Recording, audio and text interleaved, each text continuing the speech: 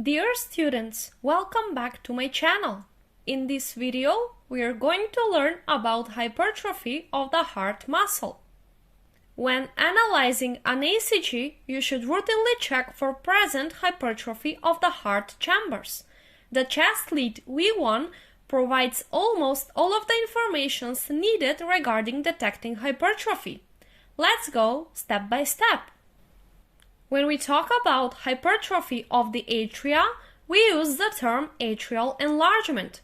Because the depolarization of the atria is presented with the P wave, logically, we will examine the P wave for eventually present atrial enlargement. And because lead V1 is positioned directly over the atria, the examination of the P wave in lead V1 is our best source of information about atrial enlargement. Normally, the P wave in V1 is diphasic. It has an upward and downward deflection. Why? Well, we know that the impulse is generated in the SA node, which is located in the right atrium. From there, initially, the depolarization wave travels through the right atrium and towards the positive electrode for lead V1. Therefore, we expect a positive deflection to appear. Then, the depolarization wave moves to the left atrium and away from the positive electrode for lead V1. Therefore, we expect a negative deflection to come second. So, the first part of the P wave indicates a depolarization of the right atrium, and the second part indicates a depolarization of the left atrium. When there is atrial enlargement, this diphasic P wave changes its shape. So, if there is right atrial enlargement, since more depolarization occurs in the right atrium, the initial portion of the diphasic P wave will be larger. And if there is left atrial enlargement, the terminal portion of the diphasic P wave will be larger, since there is more depolarization occurring in the left atrium. You can see here that the first portion with right atrial enlargement is quite peaked, while the second portion with left atrial enlargement is wavy but elongated. Another characteristic with atrial enlargement is the shape of the P wave in lead 2. Why do we examine lead 2? Well, if we look at the vector for left and right atrial depolarization, we will see that the main vector is oriented toward the lead 2. When there is right atrial enlargement, the initial part of the P wave in lead 2 is quite peaked, you see, as a mountain's peak. And when there is left atrial enlargement, the P wave in lead 2 looks quite like a cowboy's hat with bigger terminal part.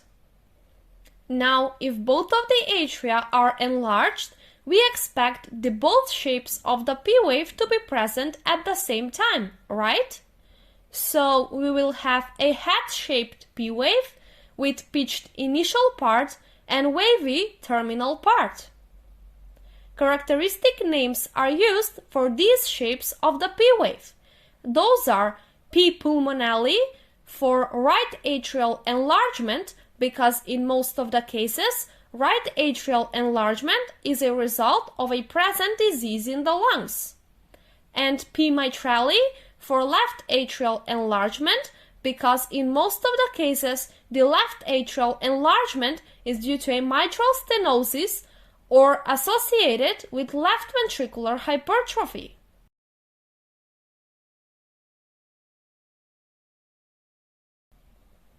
Okay, now let's focus on ventricular hypertrophy. Because the QRS complex represents the depolarization of the ventricles, logically, we will examine the QRS complex to see if there is ventricular hypertrophy present. For that purpose, we use the chest leads. Again, as in atrial enlargement, we use the lead V1. Because the ventricles are oriented to the left, and the largest muscle mass of the heart is oriented on the left side, the depolarization wave moves mostly towards that part and away from the lead V1. That's why the QRS complex in lead V1 normally is mostly negative. And because it moves towards the V6, the QRS complex in lead V6 is going to be mostly positive. But you already knew that from the previous lessons. If not, don't hesitate to ask in the comments for explanation or simply check the link in the right upper corner. Now let's see how are you going to detect if there is ventricular hypertrophy present. Well, if there is right ventricular hypertrophy, there is a large mass in the right ventricle that needs to be depolarized. Therefore, a lot more depolarization will go over that part than normally.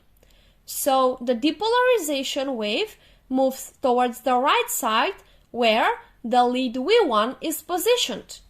Therefore, with right ventricular hypertrophy in lead V1, a positive QRS complex is expected. Also, because the depolarization wave moves away from the lead V6, now we expect a negative deflection to appear in V6.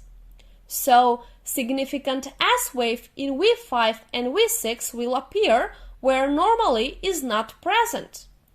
Also, because a lot more depolarization goes to the right part of the heart due to the presence of the large mass of the right ventricle, you expect a shift in the electrical axis of the heart to the right. So, we have a right axis deviation. So, large R wave in lead V1, present significant S wave in lead V6, and right axis deviation makes the definition of right ventricular hypertrophy when examining the ECG. Now, with left ventricular hypertrophy, we have a different situation. The left ventricle is massive and a lot more muscle mass needs to be depolarized. So obviously, the depolarization occurring in the left part is greater than the right part. So much more vectors are oriented to the left side of the heart than normally. Again, to detect this, we use the chest leads. Now, because the depolarization wave moves away from the lead V1 and to the left side of the heart, we expect the R wave in V1 to be small, barely visible. However, we expect the S wave to be large. In a normal heart, the S wave in V1 is normally deep. But when there is left ventricular hypertrophy, the S wave in V1 is way more deeper. Now let's check the chest leads that record the left ventricle. Those are lead V5 and V6. With left ventricular hypertrophy, in leads V5 and V6, there is a large R wave. Why? Again, the same explanation fits here, because a lot more depolarization moves towards the positive electrodes in that area. And because of this condition, the deviation of the electrical axis to the left is also present. So, significant S wave in V1, significant R wave in V5, and left axis deviation makes the definition for left ventricular hypertrophy when examining the ECG. Okay, so with that we've come to an end. As we can see, lead V1 gives us all of the information needed regarding this topic. So every time you get to examine the ECG, check lead V1 and search for the specific criteria. With that, I would like to end this video. I hope that it was helpful for you, and if yes, please make sure to subscribe to support me. Thank you for your time, and I hope to see you again.